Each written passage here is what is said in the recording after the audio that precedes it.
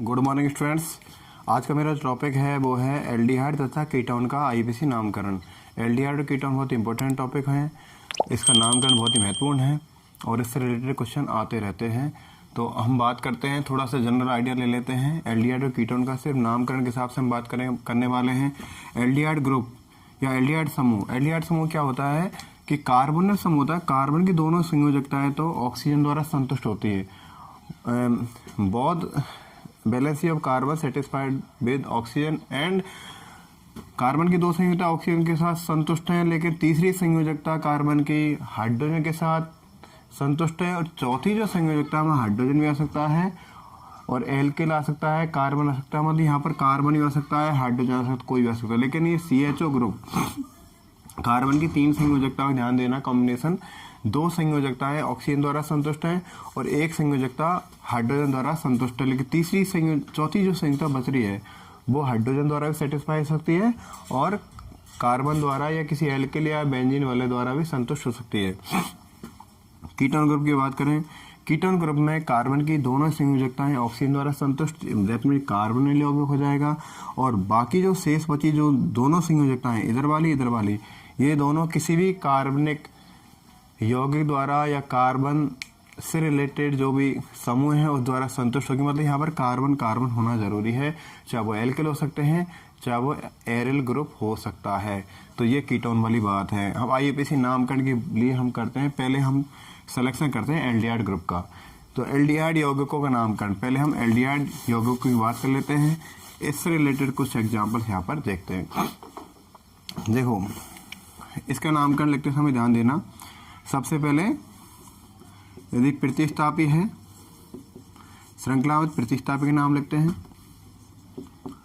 उसके बाद प्रतिस्थापी के नाम के बाद हाइड्रोकार्बन श्रृंखला का नाम लिखते हैं। हाइड्रोकार्बन श्रृंखला के नाम के बाद हम अनुलग्न एल मतलब AL लगाते हैं, और ये होता है एल्डिहाइड समूह के लिए, एल्डिहाइड यौगिकों के लिए आईपीसी नामकरण का एक फॉर्मूला। तो यहाँ पर एल्डिहाइड के लिए देखो सफिक्स का मतलब अनुलग्न। अनुलग्न क्या लगाएंगे? अनुलग्न ध्यान देना AL क्या लगाते हैं? AL लगाते हैं। यदि OL लगा दिया तो एल्कोहल हो जाएगा। AL that means aldehyde. ये तो एल्डिहाइड की बात करी हमने, तो अभी एल्डिहाइड का एग्जांपल ले लेते हैं हम। और एक एग्जांपल हम लेते हैं C डबल बॉन्ड OH। देखिए, कार्बन की दो संयोजकताएं ऑक्सीजन द्वारा संतुष्ट है, एक वैलेंसी जो बची है हाइड्रोजन द्वारा संतुष्ट है। यदि मैं यहाँ पर लगा दूं हाइड्रोजन, ध्यान देना श्रृंखला में हमेशा इस कार्बोनिल कार्बन का कार्बन भी काउंट किया जाएगा, इस बात को ध्यान रखें। तो यहाँ पर देखो कार्बोनिल कार्बन के साथ दो हाइड्रोजन जुड़ी हैं। कितने कार्बन है? एक कार्बन है। एक कार्बन के लिए मैथ लगाते हैं, तो मेथेन 1L हम इसको इस तरह लिख सकते हैं। क्या लिख सकते हैं? 1 कार्बन लिए एन लगा दें, मेथेन 1L या मैथेनैल। क्योंकि हम जो नंबर 1 है उसको 100 भी कर सकते हैं, नहीं भी कर सकते, कोई जरूर नहीं है ना, क्योंकि हमेशा CHO जो समूह है वो श्रृंखला के सिरे पर काउंट किया जाता है, श्रृंखला के सिरे पर होता है। मैथेनैल, इसको दोस्तों ध्यान रखना फॉर्मेल्डिहाइड या फॉर्मेल्डिहाइड कहते हैं, और ये इसका रूट नाम है। फॉर्मेल्डिहाइड को क्या नाम है? आईपीसी नाम हो जाएगा मेथेन 1L। इसके बाद हम देखें अगले एग्जाम्पल्स, बहुत ही इजी हो जाएगा सब कुछ।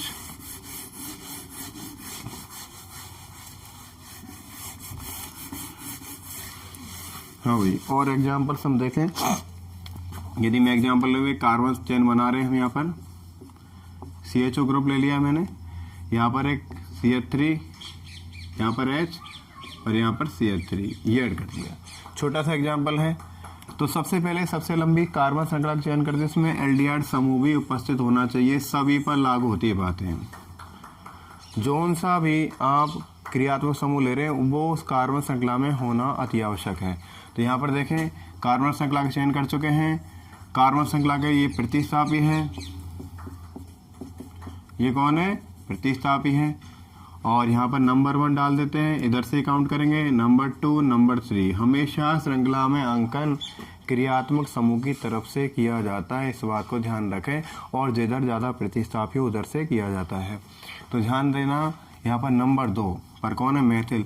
मेरा भी जो फॉर्मूला लिखा वो क्या था, पहले प्रतिस्थापी नाम लिखते हैं। मेथिल यहाँ पर है एक प्रतिस्थापी, इसका कौन से कार्बन पर अटैच है, 2 नंबर पर, तो हम इसके आगे 2 लगाते हैं, 2 मेथिल, ये लिख दिया मैंने मेथिल नाम। और श्रृंखला कितने कार्बन के, 3 कार्बन वाली है, तो प्रोपेन, 3 को प्रोप बोलते हैं। और सारे बॉन्ड सिंगल बॉन्ड हैं, तो प्रोपेन। 1 नंबर पर कौन है, एल्डिहाइड समूह, तो 1L। एल्डिहाइड के लिए क्या लगा देंगे, Al लगा देंगे, तो 1L हो जाएगा। और अब एग्जाम्पल अगला देखें हम, 1 2 3 4। देखो मैंने एल्डिहाइड को इस तरह लिखा, इस तरह भी इसको लिख सकते हैं। एक CH3 यहाँ पर जोड़ दिया, एक CH3 यहाँ जोड़ दिया, यहाँ भी जोड़ दें। देखो CH3 CH2 CH3 तो आप कर ही सकते हैं ना। अब हाइड्रोजन जोड़ना, बैलेंस ही को कंप्लीट करना है। सबसे पहले सबसे लंबी हाइड्रोकार्बन श्रृंखला का चयन करते हैं जिसमें एल्डिहाइड समूह उपस्थित हो। ध्यान देना, 1 2 3 4 5 6, ये 6 नंबर कार्बन है, 1 2 3 4 5। तो मैं समझता हूँ 6 नंबर वाली श्रृंखला सबसे लंबी हाइड्रोकार्बन श्रृंखला हो जाएगी। अब पहला काम हमने श्रृंखला का सिलेक्शन कर लिया है। इसके बाद हम क्या देखते हैं, इस श्रृंखला में कौन कौन भार रह गए हैं, वो प्रतिस्थापी 1 2 और 3 यहाँ मेथिल ग्रुप भार रह गए हैं, ये प्रतिस्थापी में काउंट करे जाएंगे। अब इसका अंकन करते हैं, 1 2 3 4 5 6। कितने कार्बन वाली श्रृंखला है, 6 कार्बन वाली श्रृंखला है, ठीक है। प्रतिस्थापी कितने, 3। तो पहले प्रतिस्थापी का नाम लिख देते हैं, मेथिल। प्रतिस्थापी कौन है, मेथिल। कितने मेथिल हैं, 1 2 3, तो 3 है, तो ट्राई।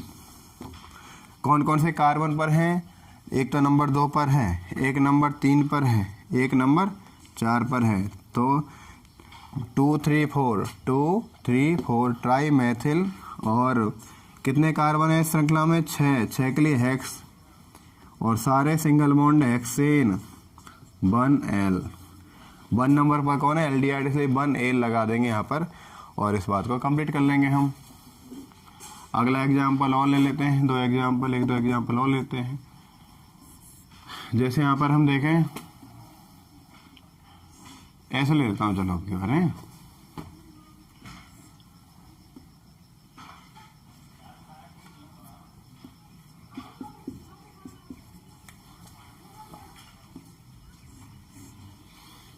ये ध्यान देना, मैंने लाइनर फॉर्मूला लिख दिया है, रेखीय सूत्र यहाँ पर मैंने लिख दिया है। आप इसमें घबराए नहीं, रेखीय सूत्रों मैंने एक वीडियो बनाया तो बताया था, रेखीय सूत्र में प्रत्येक टर्न, प्रत्येक घुमाव पर क्या बनाते हैं भाई, प्रत्येक घुमाव को कार्बन माना जाता है। अब देखिए यहाँ पर एक ये चौराया है कार्बन वाला, तो यहाँ पर कार्बन है, यहाँ पर भी कार्बन है, यहाँ पर भी कार्बन, यहाँ कार्बन है। तो देखो 1 2 3 4 5, इस श्रृंखला में 5 कार्बन है, 1 2 3 4 5, इसमें 5 कार्बन है। तो हम कोई सी भी एक श्रृंखला का सिलेक्शन कर लेते हैं। तो मैंने इसका चयन कर लिया है। अब यहाँ पर देखो, यहाँ पर एक लाइन दिखाई दे रही है ना, एक लाइन ऊपर दिखाई दे रही है, इसका मतलब क्या है, इस जगह कार्बन है, तो ये एक लाइन दिखाई दे रही है, इसका मतलब टर्मिनल है, इसको हम मेथिल मानेंगे। प्रतिस्थापी क्या है, मेथिल। और यहाँ पर एक टर्न 2 टर्न, इसे क्या मानेंगे, एथिल।